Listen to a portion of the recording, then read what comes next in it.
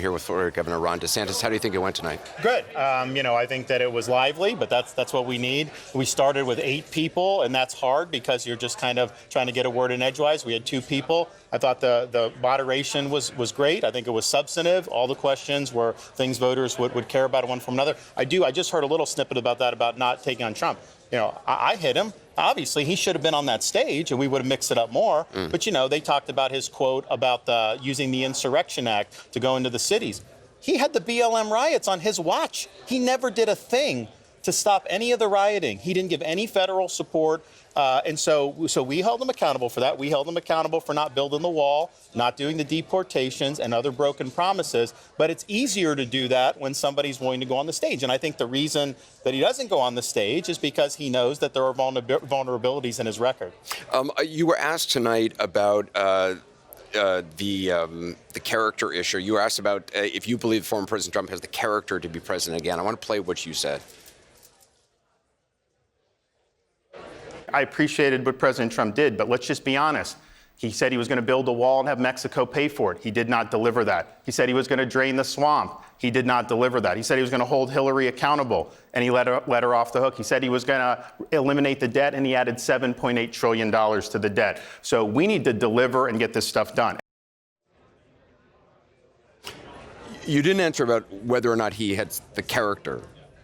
Well, that is how I view that question. Is about leadership is not about the show. It's not about the entertainment, which he has a premium on that. He can beat anyone on that. Leadership's all about delivering results. And if you deliver the results, that's what people want to see. He was not able to deliver on those core promises. Do you think he has the moral character? Look, I think he's got, I think since the 2020 election, it's been interesting watching his evolution on social media and everything. Let's just put it this way. I think that he doesn't get as much scrutiny for the stuff he's doing on social media right now. I imagine if he ended up being the nominee, that's going to change. And I do think that would turn off a lot of voters. I want to play the thing you said about the Black Lives Matter protest that you were just referencing. Let's play that. He was president during the worst rioting in the modern history of this country, the BLM riots in the summer of 2020. When I saw that happening in Minneapolis, in Florida, I called out the National Guard. We had state law enforcement deployed. We said, you're not burning down our cities in this state. And you know what? It didn't happen. He sat in the White House and tweeted law and order, but he did nothing to ensure law and order. As your president, I will never let our cities burn. You have every right to stop this runaway rioting as president. In fact, you have a duty. What do you think he should have done as president? Well, he did have the right to invoke the Insurrection Act. I mean, that's one of the whole reasons the Constitution was created, because they feared mob violence. You had places like Minneapolis that were burning down. And by the way, that has not recovered. It's going to take probably decades to recover. He could have gone in and brought in National Guard, federalized the Guard, and kept order. And I think because it came off the question about, I think they're in the media, they're saying Trump is going to be some madman. He's going to abuse all his powers. And I get that's a narrative. But if you actually watched his 4 years, a lot of the tale was him not using the perfectly lawful authority that he had. During COVID, you would have used the Insurrection Act. I would have used it. And then, for example, during COVID, a lot of us were telling him to fire Dr. Fauci. He didn't have to put him on that COVID task force. Not only did he not do that, Fauci's Trump's last day in office, he gave Fauci a commendation. He oftentimes would complain about people who were in his administration, but he had the authority to fire them if these things weren't doing, and he never really did that. And so, I get like people are trying to do the narratives, but I was there, and I remembered he had opportunities to follow through on his campaign promises and didn't necessarily do it. Governor Chris Christie obviously dropped out of the race. What did you make of that? I was a little bit surprised. I mean, I thought that he was going to stick through New Hampshire and kind of see how it goes. But at the same time, I mean, people got to do what they think is right. Chris Christie was caught on a hot mic, as you probably know, before he made this announcement. I just want to play what he said. She's going to get smoked, and you and I both know it. She's not up to this. DeSantis called me, petrified that I would. It then got garbled. You couldn't really hear.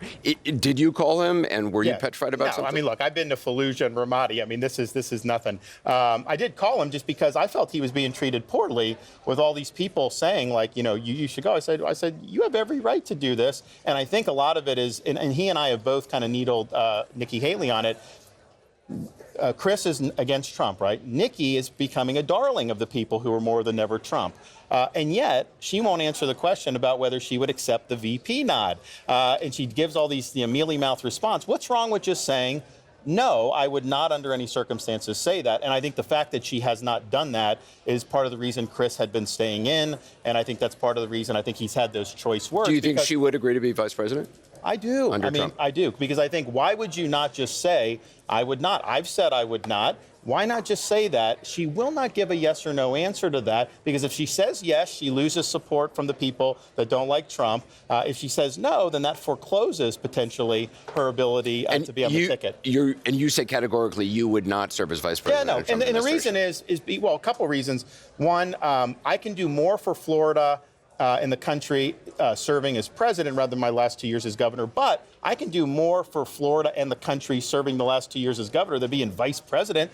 That's just, I mean, what did they say? A bucket of warm something not good for TV? Like, it's not a job that you really do anything in. And the only reason I'm in office is to accomplish things for folks. And so it has no appeal to me. I've said categorically I would not do it. And not just for Trump, for anybody. There's a poll in New Hampshire that says the second choice for a lot of Christie's supporters, the majority is Nikki Haley. What would you say to Chris Christie's supporters tonight to try to reach out to them? Well, look, Chris, even though he was in a blue state, he has a more conservative record as governor of New Jersey than Nikki has as governor of South Carolina. We saw a lot of the differences tonight. I mean, I think her response, just constantly saying you're lying, does not pass the smell test. She's on video saying all this stuff. I mean, literally, she was at a Fox News town hall the other night, said, the governor said, you said the Social Security age is way too low. I never said that. Then they play it. Okay, I did say it. So I don't think that was effective. But I think that if you look at Chris, what he was able to do in a very blue state, his record was more conservative than Nikki Haley's. And I think if you look, I've been willing to hold to Trump accountable. I just do it more from the right than more focused on some of the things that the media likes to talk about. But I've been out there very frank, and I let her rip. In terms of what you need to do here in Iowa, what is? I mean, in the past you'd said you were going to win in Iowa. We're going to win. We're going to do well. But here's the thing. What is well for you? I do better when I'm underestimated. I like being the underdog, and so I'm not a prognosticator. I think if you look at what we've done here, the organization that we built, the tens of thousands of Iowans that have already committed to caucus, everything, we've done it the right way. We've gone to all 99 counties.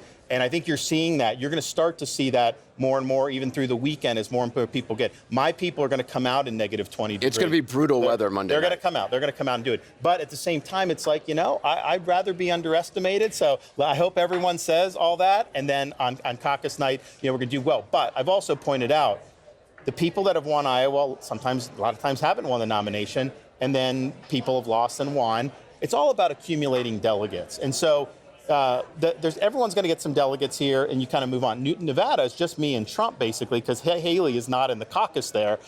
Yes, the state party's rigging it for Trump. We know that. But you know what? It's not going to be fair every place in the country. So let's compete. So how do you see, say you second place in Iowa, whatever it is? We got a lot of room to do. Because New Hampshire, obviously, you have not been we're going to go in there strong. We are going to do that once Iowa's done. I mean, my view on it has been it's more of a momentum state. I think what happens in Iowa will pay. I think we should have a debate there. I think WMUR is going to do one. We want to do that. We'll be barnstorming there all 8 days and do well. So I think that's been more our strategy there. And then we'll go from South Carolina the day after that. Probably take some couple days in Florida just to be at home for a couple days, and then go to Nevada. We're going to compete in the Nevada caucus. I think that's really important. So you're going to start to see this. And I think, Chris is out. I think, Vivek, obviously, we didn't qualify for this debate. And so then the question is Trump, how does he perform? Because I can tell you, I'm not seeing the enthusiasm for him on the ground that we've seen. You drive around Iowa, you don't see the flags, you don't see the things. There's a lot of those people that are like, well, they're saying he's going to be the candidate, so I guess. But then when we get in front of them, they're like, okay, I'll do. I had a lady at the town hall last night, Fox News. She was leaning Trump coming in. She's like, well, after this, I'm from the governor. So as more people start to pay attention, and I've seen a difference in Iowa just since the calendar turned into 2024. More people are coming to our events. More undecided voters are coming. So I think the caucus night's going to be clarifying. I think these things will be clarifying. But I think part of the fallout from the debate tonight is, Nikki, she just, I think she lost her cool. She's constantly saying you're lying.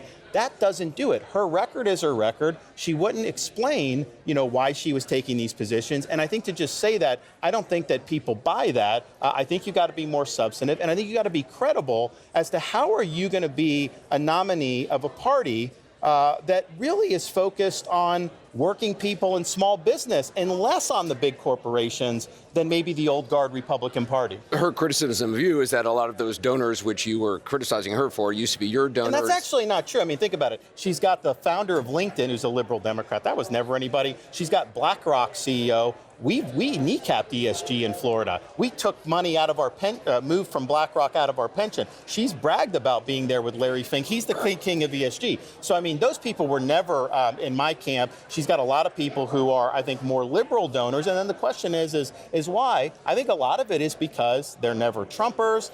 That's why I find it odd that she just won't say she won't be the VP Her nominee. other criticism of you was that you essentially have not run a good campaign, that you have wasted tons of money. Here's the You've been thing. flying First around of all, private jets. that's all process stuff. She's citing an organization that's an outside group that I don't even control.